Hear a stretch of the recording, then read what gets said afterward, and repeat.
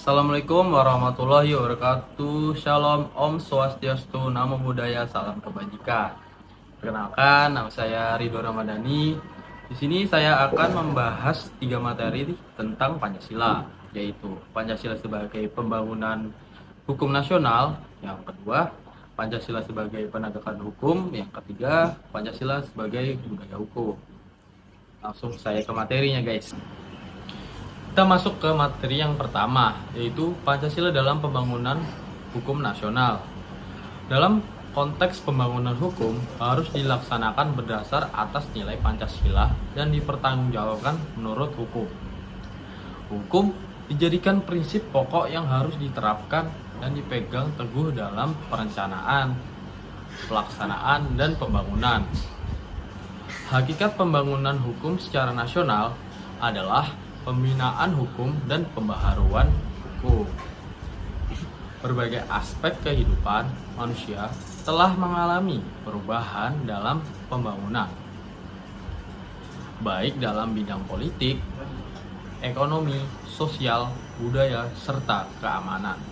Proses pembangunan hukum ini sebenarnya telah berjalan lama, dan ada pun nilai cita hukum yang terdiri dari nilai dasar yang diambil dari Pancasila itu sendiri, dan nilai instrumental yang terkandung pada tiap sila Pancasila, dan nilai praktis yang sesungguhnya yang dilaksanakan dalam berbangsa dan bernegara.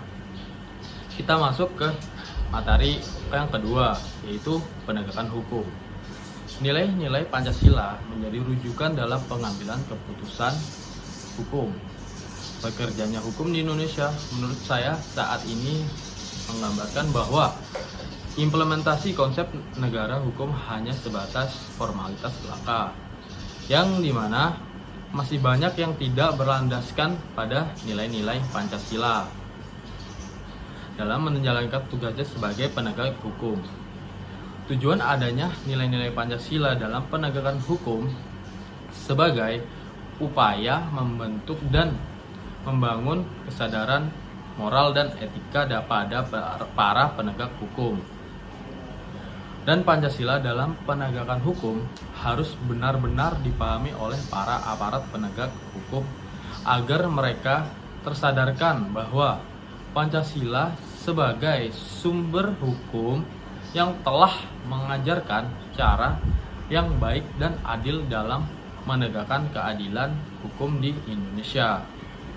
Kita masuk materi yang ketiga, yaitu budaya hukum, di mana pada sila pertama menjelaskan bahwa hubungan antara manusia dengan Tuhan, di mana ini memiliki arti kita harus mempertanggungjawabkan segala hal yang kita lakukan di dunia kepada Tuhan.